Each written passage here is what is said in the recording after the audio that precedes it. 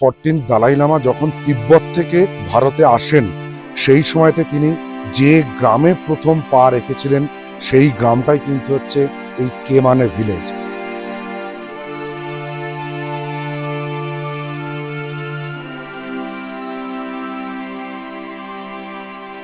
এই গাছটাই কিন্তু আশা জাগাচ্ছে স্বাধীন তিব্বতের স্বপ্নকে।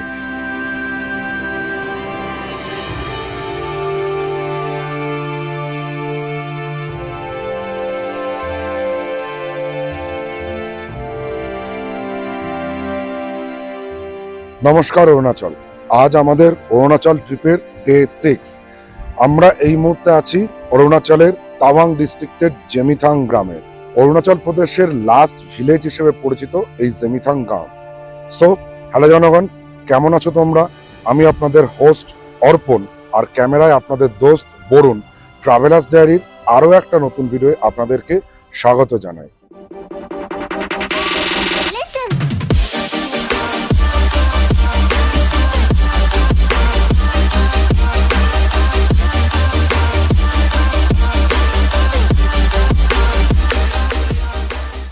এখন ঘড়ির কাঁটায় সকাল 6টা, আর আমরা ছিলাম হচ্ছে আমাদের যে পিছনে যে জোয়া হোমস্টে, সেখানে আমরা নাইট স্টেটা করেছিলাম। আর এই মুহূর্তে আমরা চলে যাব দ্য ট্রি অফ হোপ বা হলি ট্রিকে দেখতে। সমুদ্রপৃষ্ঠ থেকে প্রায় 8150 ফিট উপরে অবস্থিত এই জেমিথাং গ্রাম। আর জেমিথাং গ্রামের পাশ দিয়েই কিন্তু বয়ে চলেছে নামজিয়াং চু নদী। এই জেমিথাং যেরকম তার প্রাকৃতিক সৌন্দর্যের জন্য বিখ্যাত, তেমনি এখানে বার্ড ওয়াচিং এর জন্য বিখ্যাত। আর ঐতিহাসিক গুরুত্ব কিন্তু এই জেমিথাং এর প্রচন্ড বেশি, কারণ দ্য 14th দালাই লামা যখন তিব্বত থেকে ভারতবর্ষে প্রবেশ করেছিলেন, তিনি কিন্তু প্রথম এই জেমিথাং গ্রামেই প্রবেশ করেছিলেন। আর এই জেমিথাং গ্রামের থেকে যে পয়েন্টে তিনি প্রবেশ করেছিলেন, সেই জায়গাটাকেই আমরা এখন এক্সপ্লোর করতে যাচ্ছি আপনাদেরকে সাথে নিয়ে। হাতে 1 কাপ গরম চা চলে এসছে। এই চায়ের চুমুক দিয়ে চাটাকে শেষ করেই কিন্তু চটজলদি আমরা বেরিয়ে পড়ব সেই ট্রি অফ হোপ বা আশার গাছটিকে দেখার জন্য। তাহলে চলুন, আপনারাও কিন্তু আমাদের সঙ্গে গাড়িতে বসে পড়ুন, বেরিয়ে পড়ি সেই হলি ট্রিকে দেখার জন্য।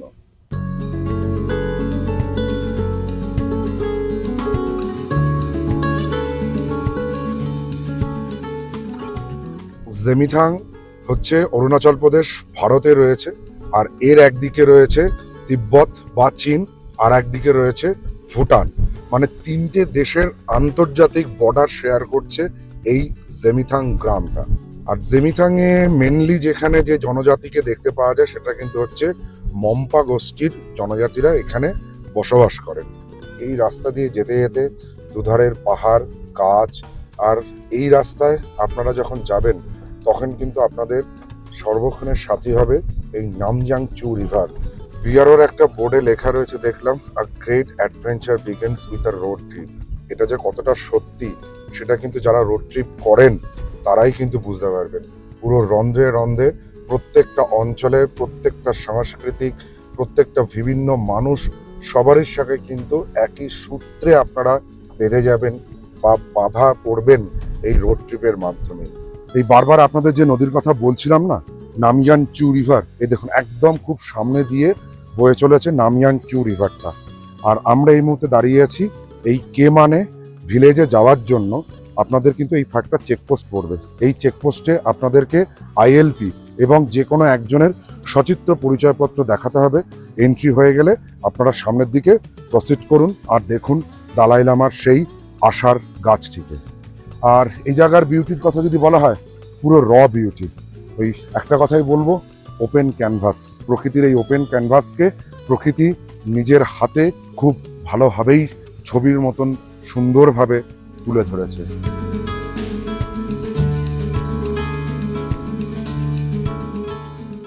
সকাল 7:30 বাজে, আর আমরা এই মুহূর্তে এসে পৌঁছেছি কেংজং মানে বা কেমানে ভিলেজে। এই পর্যন্ত আসতে গেলে, মানে জেমিথাং থেকে কেংজং মানে পর্যন্ত আসতে গেলে আপনাদের কিন্তু 2 জায়গাতে আইএলপিটাকে চেক করবে। একবার ইন্ডিয়ান আর্মি আর একবার হচ্ছে আইটিবিপিরা। চেক টেক করার পরে আপনাদের এই জায়গাটাতে, যেখানে আমাদের বাইক বা গাড়িগুলো দাঁড়িয়ে আছে, এখানটাতে পার্কিং করতে হবে। আর পার্কিং লট থেকে গাড়ি পার্ক করে যখন আপনারা হেঁটে আসবেন, তখনই আপনাদের চোখে পড়বে ডান হাতে এই সুন্দর আমা ফলসটা। আর এই যে সামনের যে ব্রিজটা রয়েছে, হ্যাঙ্গিং ব্রিজ, এই ব্রিজটা পায়ে হেঁটে ওপারে যেতে হবে। মানে হচ্ছে নাময়াং চু রিভারটাকে আমরা এবার পায়ে হেঁটে ক্রস করব, ক্রস করে পৌঁছাবো সেই হলি ট্রিতে। আর এখানকার এই আমা ফলসের পাশে পাহাড়ের যে স্ট্রাকচার, সেগুলো দেখে মনে হচ্ছে যেন বইয়ের তাকে বই সাজানো রয়েছে ধাপে ধাপে। এত সুন্দর প্রকৃতির কাজ, সত্যিই এখানে বলতেই মানে বাধ্য হচ্ছে আমরা যে প্রকৃতির ওপরে আর কোনো বড় শিল্পী নেই। এই ব্রিজটা কিন্তু নতুন তৈরি করা হয়েছে আগস্ট 2025-এই। এই ব্রিজটা আইটিবিপি ডিরেক্টর তিনি কিন্তু উদ্বোধন করেছেন। তার আগে কিন্তু এই জায়গায় যেতে গেলে ওই যে পাশে দেখুন কাঠের সরু ব্রিজটা আছে, সেটা দিয়ে পার করতে হতো এই নামজাং চু নদীটাকে। বাট এটা আর একটু ভালো করে বানানো হয়েছে, চওড়া। তবে এই ব্রিজে কিন্তু কোনো ভেহিকেল অ্যালাউ নেই, সেটা কিন্তু ব্রিজের ঢোকার আগে স্ট্রিক্টলি আইটিবিপি কর্তৃপক্ষ লিখে দিয়েছেন।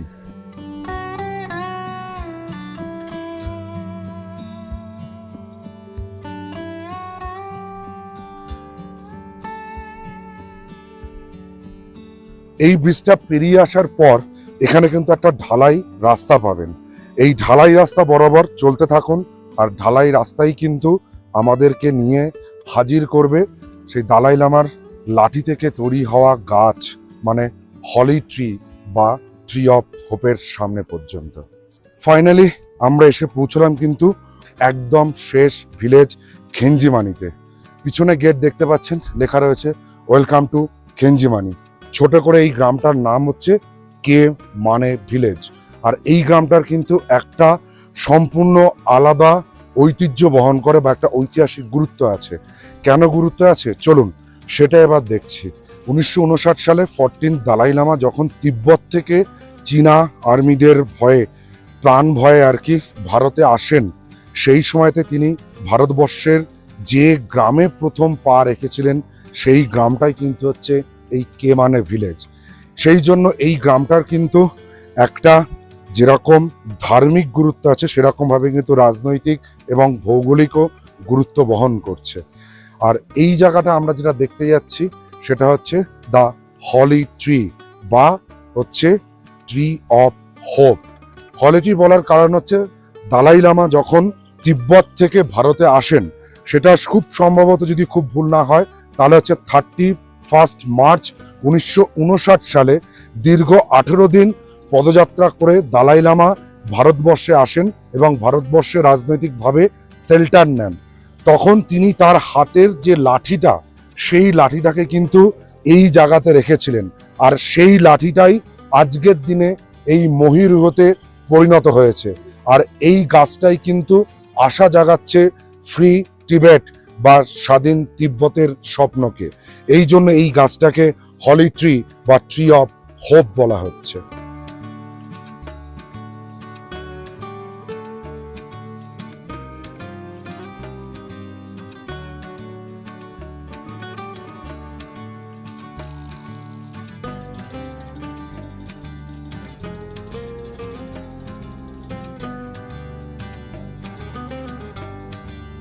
একদম শেষ গ্রাম, শেষ গ্রামেও কিন্তু আপনাদের প্রিয় ট্রাভেলার্স ডায়েরি আছে।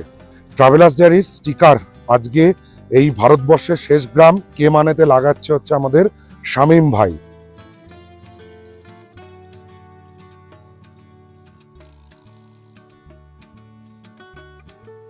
এই মুহূর্তে আমরা চলে এসেছি দেমিস্থাংয়ের গরসাম স্তূপা দেখার জন্য। গরসাম চরতেন স্তূপা, সামনে যেটা দেখছেন সেটাই কিন্তু হচ্ছে গরজাম স্তূপা। এটাকে দেখে নিয়ে জেমিথাংকে টাটা বাই বাই করে আমরা মানে হোয়াইট তারা টেম্পলটা দেখে আবার ফিরে যাব তাওয়াংয়ের উদ্দেশ্যে। তবে আজকে আমরা তাওয়াং যাব অন্য রাস্তায়, এবং সেই রাস্তার ভিডিও কিন্তু আপনাদের জন্য এই পর্বে আমরা তুলে ধরব।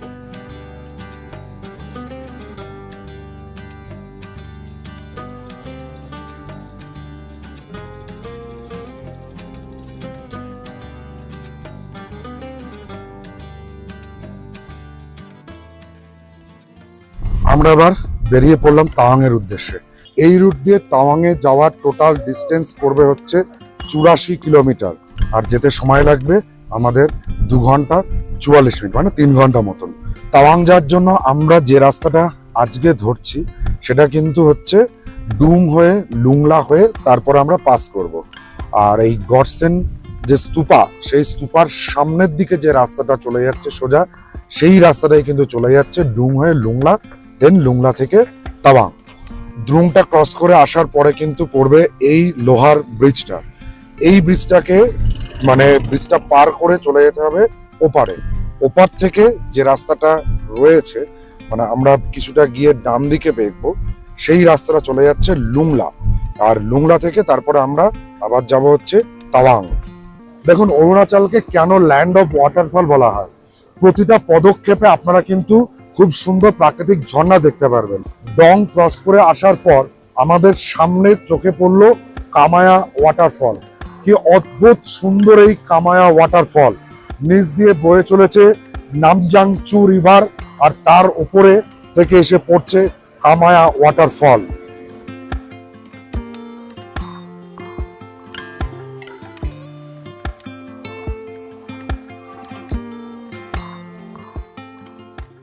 একটা কথা আপনাদের বলে রাখি, যখন আপনারা এই রুটটা দিয়ে তাওয়াংয়ে যাবেন বা তাওয়াং থেকে এই রুটে জেমিথাংয়ে আসবেন, তখন কিন্তু এই ডুংয়ের আশেপাশে বেশ কিছু ছোট মোটো রিফ্রেশমেন্ট স্টল আপনারা পেয়ে যাবেন। আর তাছাড়া এখানে 5 আওয়ার্স বলে ইন্ডিয়ান আর্মি পরিচালিত একটা ক্যাফেও পেয়ে যাবেন। চাইলে আপনারা এখানে কিন্তু ব্রেকফাস্ট বা হালকা ফুলকা নাস্তা সেরে ফেলতে পারবেন। তবে মাথায় রাখুন, এই রোডেও কিন্তু কোনো অয়েল রিফিল স্টেশন নেই। সেক্ষেত্রে আপনাদেরকে ওই তাওয়াং থেকেই তেল ভরে মানে ফুল ট্যাঙ্ক করে আসতে হবে। ফুল ট্যাঙ্ক করে এসে আবার এখান থেকে ব্যাক করতে হবে। জেমিথাং এর প্রাকৃতিক সৌন্দর্য এত সুন্দর যে বারবার কিন্তু জেমিথাংয়ে আপনাদের আসতে মন চাইবে। আর রাস্তার বিউটি যদি বলতে বলেন, কি বলবো, পুরো চুমু। মানে মনে হচ্ছে যেন প্রতিটা মুহূর্তে প্রতিটা বাঁক ঘুরেই দাঁড়িয়ে এখানে কিছু ছবি তুলি, জায়গাটাতে বেশ কিছুক্ষণ সময় কাটাই, আর এই প্রকৃতির মানে একদম যে শান্ত রূপ সেটাকে উপভোগ করি। সবকিছু মিলিয়ে এনজয়েবল এবং তার থেকেও বেশি অ্যাডভেঞ্চারাস রোড ট্রিপ কিন্তু হচ্ছে এই জেমিথাং টু তাওয়াং বা তাওয়াং টু জেমিথাং।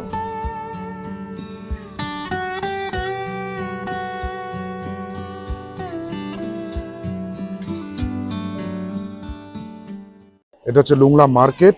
এইখান থেকে যে সোজা রাস্তাটা, এখানটায় যখন আপনারা আসবেন সেলফ ড্রাইভ বা সেলফ রাইড করে, তখন কিন্তু এই যে জাংশনটা, এই জাংশনটার এই জায়গাটাতে একটু কেয়ারফুলি আসতে হবে। সোজা যে রাস্তাটা আসছে সেটা কিন্তু চলে যাচ্ছে জায়েন্ট তারাদেবী টেম্পলের দিকে, আর যে রাস্তাটা ডান দিকে বেঁকে যাচ্ছে সেই রাস্তাটা কিন্তু চলে যাবে তাওয়াংয়ের দিকে। আমার বাঁ দিকে যেটা আপনারা দেখতে পাচ্ছেন সেটা কিন্তু হচ্ছে লুমলার বিখ্যাত জায়েন্ট তারাদেবী টেম্পল। এখানে এই মূর্তিটা কিন্তু হচ্ছে তারাদেবীকে ডেডিকেট করে বানানো হয়েছে। খোলা আকাশের নিচে এই তারাদেবী কিন্তু তারাদেরকে দিশা দেয় বলে মান্যতা আছে। সব কিছু মিলিয়ে এখানে এই মূর্তি, তারাদেবীর মূর্তি ছাড়াও এর তলায় রয়েছে একটা প্রেয়ার হল এবং রয়েছে বৌদ্ধিস্ট কালচারের একটা স্কুল। এখানে কিন্তু বেশ কিছু ছাত্র হোক বা যারা বৌদ্ধিস্ট কালচারে বিলিভ করেন তাদের কিন্তু একটা অন্যতম শিক্ষা কেন্দ্র। তারা বৌদ্ধিস্ট কালচার, বৌদ্ধিস্ট যে ট্র্যাডিশন, সেই সমস্ত কিছুর সঙ্গে নিজেদেরকে অ্যাডাপ্ট করে এবং ধীরে ধীরে এই বৌদ্ধ ধর্মকে সারা বিশ্বে ছড়িয়ে দিচ্ছে। এই জায়েন্ট তারাদেবী টেম্পলের আশেপাশের পরিবেশটা একবার দেখুন, ল্যান্ডস্কেপটা একেবারে গ্রিনি মাউন্টেন, আর নিচে পুরো লুংলা টাউনটা রয়েছে, আর একদম সামনে হচ্ছে লুংলা সার্কিট হাউস। সব কিছু মিলিয়ে কিন্তু খুব সুন্দর লাগবে। বেশ কিছুটা সময় আপনাকে অতিবাহিত করতে পারবেন।